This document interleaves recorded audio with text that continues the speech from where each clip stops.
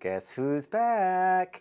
Hey everybody, it's Brandon, the Weekend Cruiser, where I go on a weekend cruise just about every weekend, except during the summer months. That is when I take time off, and I am not on cruise ships. And so I just finished the long winter, if you will, for me. I have not been on ships for over 2 months now, and I have missed it. So I am super excited to be back on Utopia of the Seas for my first sailing here and to be getting back into the world of YouTube.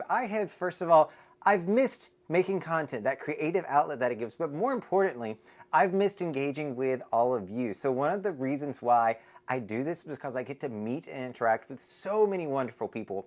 And coming here on Utopia, and again, talking with people that have seen the channel, that are introducing themselves, is fantastic. I'm smiling super big right now to be back on YouTube, to be making content again, and I'm super excited. And so I'm here on Utopia of the Seas, my very first time figuring out, is this the ultimate weekend cruise after all? And you know what? I think Royal Caribbean's done a really good job with it, but I digress. Those videos are gonna come later. I've got a lot of videos that I need to post from before I actually took my hiatus, because I queued them up. I thought that I was gonna get them pushed out. I didn't quite get them edited and I didn't do my part, so you can see some videos that I filmed probably about 2.5 months ago coming out, but I wanted to do this one first just to say hello once again and to be welcome back.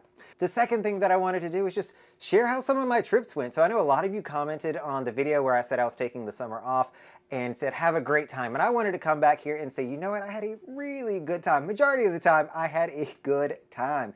And so I had a lot of different trips and wanted to share with you some videos and some pictures from that trip. This is not cruise specific, though I do get on a boat every now and again. You know that if I can find a boat, I am gonna be on that boat. And so I did that in a few of these trips. So my first trip that I did was to Eastern North Carolina. So I flew in to see my family. So they have a place in Morehead City as well as Atlantic Beach. That is the southernmost point of the Outer Banks. If you where the Outer Banks kind of come back into the mainland, that's where they have summer homes. And July 4th has always been a huge event for my family, and so I love spending time with them. This is probably where my love and passion for being on the water comes from. Is I grew up going to the beaches of North Carolina. They are absolutely gorgeous. If you've not had a chance to go and check them out. But I got to see Mom. I got to stay with her for a few days while I was there. I think I was there for just over a week. I was there and I got to see Mom. Some of you are getting ready to see Mom as well. She's coming on our September 26th group cruise. So if you want information on group cruises, you just stay in the know on where the weekend cruiser is going and how you can join. Make sure you're clicking on the link below. So I got to hang out with Mom, but I also got to hang out with my twin brother and his family. So he's got an amazing wife and then 3 amazing kids that I really enjoy getting to spend time with. And now that they're getting older, I enjoy talking to them about where we can go, where we can travel. And so I'm gonna have some buddies, hopefully, coming along with me on some trips. Holden, I think you're next up in line for a trip. Addison, you need to get a little bit older, but you're almost there. I think she's the most excited to go on a trip with Uncle Brandon, but we're not quite there yet in her journey of being a child. I think she's only 5 right now. So she's not quite there, but she is very quickly getting there. So we did go out on the boat. We watched the fireworks. So Mom has a place that has a really long pier. It's part of a townhome community that is just, it's beautiful. The people there are always so friendly, and they've been out there for years at this point. You know, since I graduated college, of course that's when they get it, is when, you know, I finally go to college, I'm out of the house, they decide to get a beach home.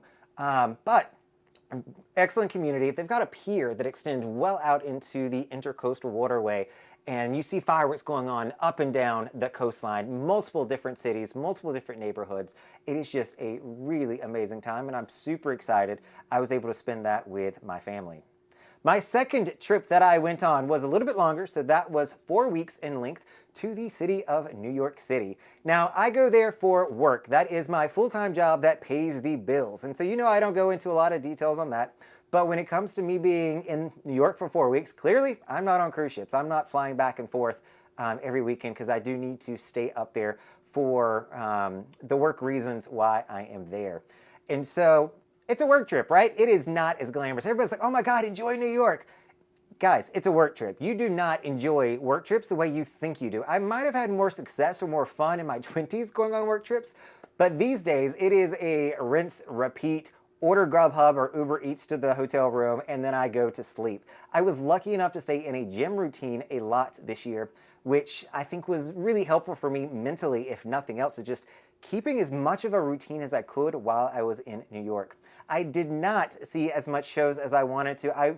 You all know that I love Broadway shows, theater, musicals, what have you. I love seeing those. I did not get a chance to do that on this trip. I did go see one, which was Titanic, and it is well off Broadway. It's down on 10th Avenue. No, 10th Street is where it's at.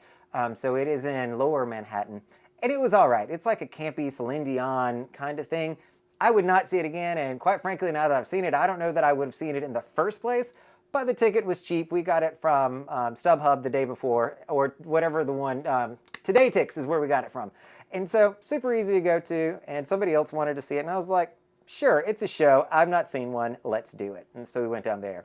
The highlight of my trip, though, was, you guessed it, hanging out with some weekend cruisers. So I have some friends of mine that have come on the group cruises, and we've really built a strong relationship with. I think everybody that's come on a group cruise, I have a good relationship with at this point. We get to talk often. And so when I'm in New York, I've kind of got like my extended cruise family that I can call on and say, guys, I miss cruise ships. Come and talk to me about cruise ships.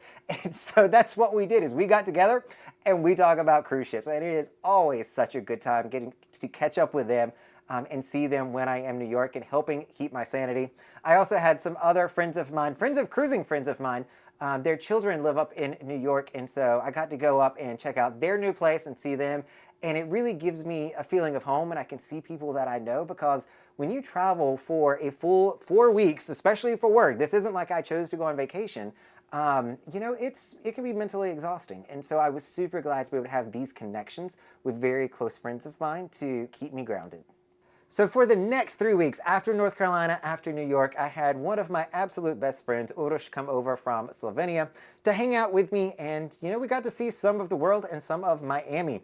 So we met when we were up in New Jersey, and I joke that, you know, the second time that we ever hung out, we went on an overnight trip. So our relationship has always been one of being really good friends and of traveling. We both love seeing the world, and you know, he probably encourages me more than he should, because he knows I can't say no when it comes to a trip. Like, if there is a trip, I am going to try my best to be there. And he's Slovenian. He works out of Slovenia now, and he has all these amazing national holidays over there that, you know, us Americans just don't get to take part in. So he flew over in his first week. You know, he was going to spend it in Miami. I said, no, we're not staying the whole week in Miami. We're going to go down to Key West. And so we took the bus, the Flix bus, which is in partnership with Greyhound, down to Miami. It's not that far of a drive. It is a beautiful trip, and it was like $20 one way for each of us to go down there. So much cheaper than renting a car, because once you get there, you don't need a car. You're staying in downtown. We did a ton of relaxing, enjoying, and just having a good time. Amazing food, if nothing else. And we stayed, I mentioned this, we stayed at the Fitch Lodge, which was the cheapest place that I could find in Key West. And it was actually really nice, you all. Like, I would absolutely stay there again. Cheapest place, I should say, in downtown, which is where you want to be if you're staying in Key West. Was a little bit of a walk to Duval Street, but, you know, honestly, walking around Key West is beautiful. I love it there. It's very lively, lots of nightlife, great food. The best food that we had was over at Latitude's restaurant. So it's one that another friend of mine had introduced me to several years ago, but you make reservations for it, and your reservation time is when you go to meet your boat that takes you out to the island that then serves you, and it is just such a gorgeous atmosphere out there. The food is really good, and honestly, it wasn't as expensive as I thought that it was going to be. And so that was my Key West trip. From there, we came back to Miami, stayed, I think, a day, and then we flew down to Suriname. Now, I'm going to put a map up on the screen because chances are you don't know where Suriname is. And I don't say that because I'm being judgmental. I am saying that because I've told a lot of people that I've gone to Suriname, and they're like, where is that exactly? And it is a country. It's down by Guyana and French Guiana, down in the northeast side of South America. Small little country. And surprisingly enough, they have their own airline carrier. So we were looking at ways to get down there, and it's not super user-friendly to get to. But luckily, there is Suriname Airways that flew us down there. On the way there, I will call this out just because it was a little bit comical. The flight leaves from Miami, goes to Curacao, picks up passengers, drops off people, flies to Aruba. I think it's a 25-minute flight. Drops off people, picks up people, and then we fly over to Paramaribo, which is the capital of Suriname. And so it took us quite a while to get there. I think we got on the plane like 1 o'clock in the afternoon, and we showed up at midnight. They're an hour ahead as well because South America, sits down and over a little bit. So it was pretty late in the evening when we got there, and we left the next morning to go out into the rainforest. So the thing to know about Suriname is that it is 88% still forested. It is the most forested country in the entire world. It's got more trees and wildlife, and it is rainforest kind of trees. And we wanted to go and experience that. So the first place we went to was Cabalo Nature Resort. And this was via a plane. So we got on a little puddle jumper of a plane. I think it sat maybe 10, 12 people. And we took it over to the lodge where we were going to be staying at. We were miles from anybody else. There was nobody around. Everything was self-sufficient. The power was turned off during the day. All that great stuff. Luckily, they did have air conditioning in the rooms in the evening, which personally saved me. But this one was all about nature and wildlife, and so we walked around, went to some rapids, we went to waterfalls, we saw monkeys, we saw all sorts of amazing things out here, different kinds of trees, and just learning about the ecosystem in Suriname. So we stayed there for about 2 days. I think we were there for 3 days for that one, and then we flew back to Paramaribo, stayed the night, and the next day boarded a bus over to a little area called Aurora, or I always get the name of this wrong. It is to Sipilwani District is where we were. Now the Sipilwani District is a place where, so I'll give you some history on Suriname. I probably should have started there. Suriname is a legacy Dutch colony. So Dutch is one of the languages spoken there. And every tourist there is Dutch except for me and my friend. We were the only non-Dutch speakers there. But the Dutch, and especially in Suriname, had a very strong connection to the slave trade, bringing people over from Africa. And so you have these slaves that were in Suriname that would then escape, they'd leave, and they'd run off into the rainforest, and they built their own little communities there and were able to, build a life for themselves outside of slavery in the middle of the jungle. And to this day, there's still multiple villages that are out there. The one that we went to in Aurora was 3,000 people strong, a village in the middle of nowhere. The way that you get there and the way that we got there was you take a bus from Paramaribo, which goes to, basically a port, I guess is what I'm going to call it, because the road ends. The road just comes to an end. There is no more road. It turns into nothing but rainforest. And that's where you transfer to these native boats that are really long. I don't know the word to describe it, but they fit a lot of people and a lot of things. And they motorboat you to the place that you are going next, to the village that you're going to be visiting. And this is a way of life for people. They'll go into the city maybe once every 2-3 months, pick up their supplies, and then they come back to the village that they live in, taking these little boats and then transferring over to the bus. It is a long journey, so I hope most people do it, stay the night. But it was wonderful. This one was not about nature and culture. There was a little bit of that, but the focus was really on how do the people live in the rainforest that are, of the Sipilwani district, which was just fascinating to me. We got to tour one of them, meet some of the locals there. It was just a really, really nice trip. So we spent 2 days in the Sipilwani district, and then we boarded up those boats, and we came all the way back to Paramaribo, once again, reversing that commute. Stayed the night in our hotel, which was the Royal Tropicana, and we stayed there for 3 different stays actually over this week period, and we would just leave our luggage there because every trip that we went on regulated how much luggage you could take with you. So we'd pack up our book bags, leave the suitcase behind, and then come back in the hotel, kept it all for us. Worked out really seamless.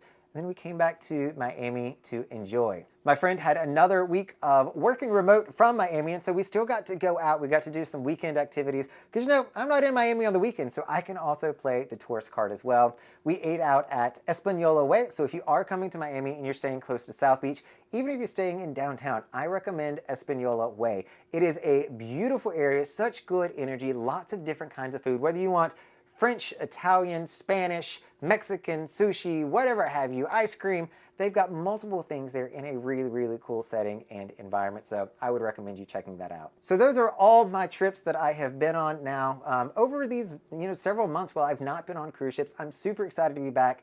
I'm gonna have a lot of videos coming out. I've got several things already queued up. I'm gonna get this one out and then hopefully follow up very quickly with a few more. So sorry if I overload you on content, but I just got a lot of things I want to share. If nothing else, this Utopia of the Seas sailing has sprung so many ideas and thoughts on my mind that I want to share with you all. So hopefully I'll be able to get a chance to do that. And I want to start doing live streams again. Those are definitely one of my favorites because I get to meet with all of you and just sit down and chat. All right, everybody, this is Brandon, the Weekend Cruiser. Hoping to see you on a weekend cruise soon.